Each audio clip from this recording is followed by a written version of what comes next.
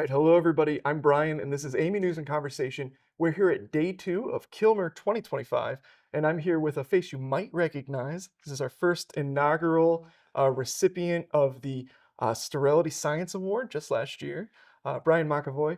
And Brian, last time we were talking a lot about a hot topic, vaporized hydrogen peroxide (VHP), as a alternative or an addition of to EO. But this time around, you have something different that you're presenting about while we're here at Kilmer. Is that right? Yep. Brian, good to see you again. Oh yeah, well, that's good. Yeah, my tenure of 12 months is coming to a It's coming close to an end, end. I think. Yeah. Um, but yeah, this Kilmer conference, for me, it's about sort of connecting different topics, showcasing some of the work that we do, and you mentioned the research that we've been performing that I was working on in VHP. The great thing I think about doing research, irrespective of the technology, is just learning a little bit more Mhm. about what we do and how we do it. And nearly an aside to the core of my VHP research was the use of chemical indicators. Like as a And as a tool for the process, right? yeah, and the use of them actually came purely because they're such an established tool within VHP Mm. sterilization. Um, so as a researcher, I used chemical indicators and learned about how valuable a tool that they proved to be. So much so that made me think about how do we apply this tool into other technologies, and in particular EO sterilization. So we've been working for the last 12 months, so trying to, and CIs was something that was always mentioned within our EO standard 11135, um, but somewhat without description or really adapted or adopted use. So we decided to take, the CIs that we're using in VHP and work towards the equivalent in EO. And the idea is to develop them as a validation tool, not as Gotcha. a replacement for biological indicators. Because again, we need our biological indicators for telling us about the inactivation, Yeah. kinetics, and the performance of the So process. I'm sure everybody watching would they immediately think we're talking about validation and sterilization. Biological indicators is the tried and true method. So this isn't an alternative; it's an additional tool. Yeah, Yeah. yeah, I think the strength and the benefit we get of the gold standard of biological indicators is great, but we shouldn't really use them for everything. Hmm. Again, they have their limitations. The integrity of the BI, the tests involved in the BI, all those things come into play that you need to be considerate. Are Hmm. they the most appropriate tool for everything you're trying to demonstrate Right. within the validation? And again, that leads us back to the chemical indicator that, a chemical indicator can be very informative about topics of, for instance, in product definition, Mm. is the gas getting to the locations within the product that you want? Is the conditions in the product, and is the product designed for EO sterilization Yeah. per the requirement of Section 7 of the standard? So again, it's a complementary or supplementary tool, and that's where we see chemical indicators as an opportunity. Yeah, you mentioned is the gas getting to the places that we want. I find that one interesting because so walk me through that. How is the process? How do you use a chemical indicator to reveal that? Well, the concept at the moment, so I suppose present practice at the moment is really to use a biological indicator Hmm. to inform about both the lethality and about, often the distribution of the gas or the penetration of the gas in the product, Right. which is fine, but you're combining two activities sometimes. Again, product definition and our MPQ process. Where CIs potentially offers a tool is actually to nearly split those two activities and treat product definition, if you like it is in the standard, its own section. It could be used as a tool even at the early design stage to say, is the product actually designed and configured for EO sterilization the way Right. it should be? Otherwise, if the gas isn't reaching it, that's a design flaw. It is, and it's got a consequence because, again, if it's not designed correctly and your challenge is getting the gas to locations, Yeah. unfortunately, you end up over challenging the process because now you're putting in an erroneous amount of gas. I suppose in a climate where we really need to be efficient and Right. We're trying to thoughtful be about, optimized about our yeah, use of EO. yeah. Yeah. So again, I think designing right first time, using the appropriate tools will give us the best outcomes on sterilization processes, good for product. Yeah. and good for sterilization processes. You had mentioned ISO 11135, Yeah. which is you're part of the committee that helps inform that standard. Um, is there a vision to kind of expand upon discussions about chemical indicators in that standard?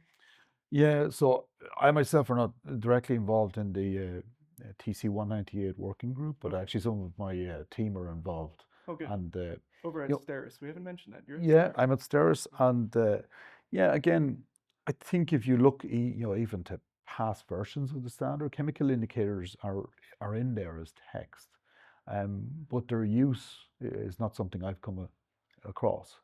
And again, I think you see BIs and CIs expressed in many sterilization standards. And again, I refer to VHP, where both are used. Where I'd like to see, you know, is potentially more use, more guidance, more Yeah, publication. And I think it's those things will help inform the standard and help get more widespread use of CIs as a tool. yeah, So still relatively early for us. We're still in that, development stage. When I say development stage, development of a CI for our industrial scale sterilization process. I see. Because just to clarify, there has been EOCIs available, but if you like, for very different scale operations than what we're trying to achieve. That makes sense.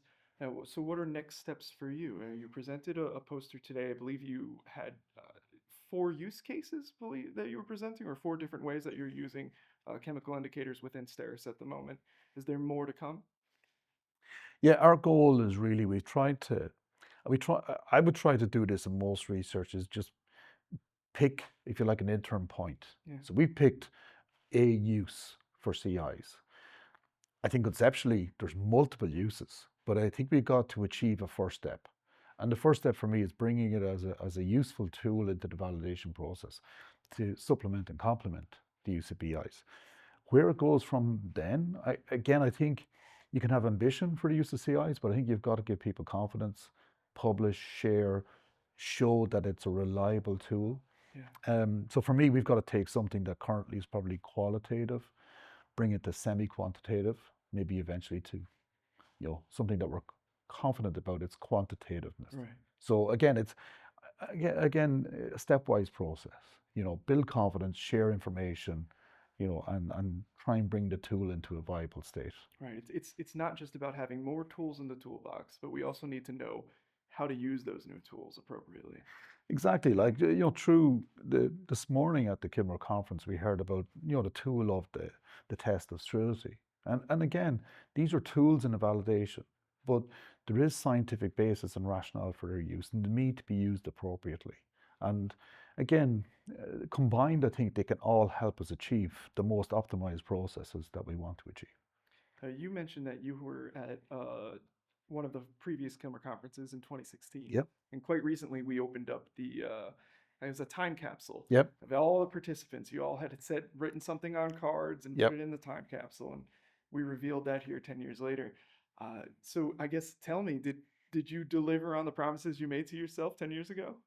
Yeah, and actually, the 2016 conference, I was actually on the program Yeah. committee, and I've been on the program committee since, which has been a great privilege to be associated with the Kilmer conference.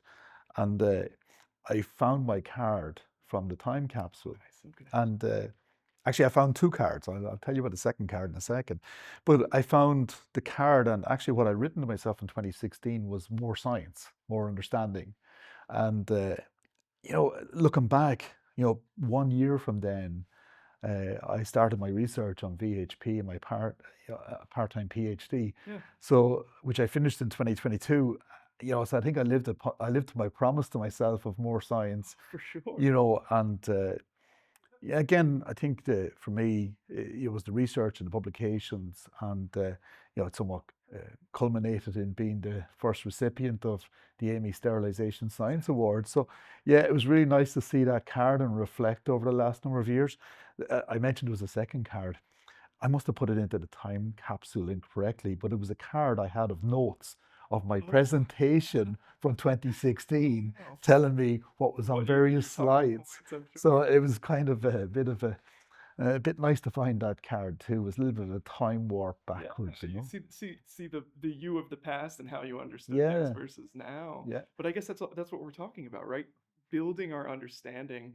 And as a result, because you're part of these Kilmer group, everyone's understanding is brought forward with you. It's not just your learning, it's all of our learning. Yeah, and I think like if you link to the Kilmer collaboration groups as well, I think we've got, great community of like trying to collaborate, share, and Amy BINT has been a great place for us to publish and share.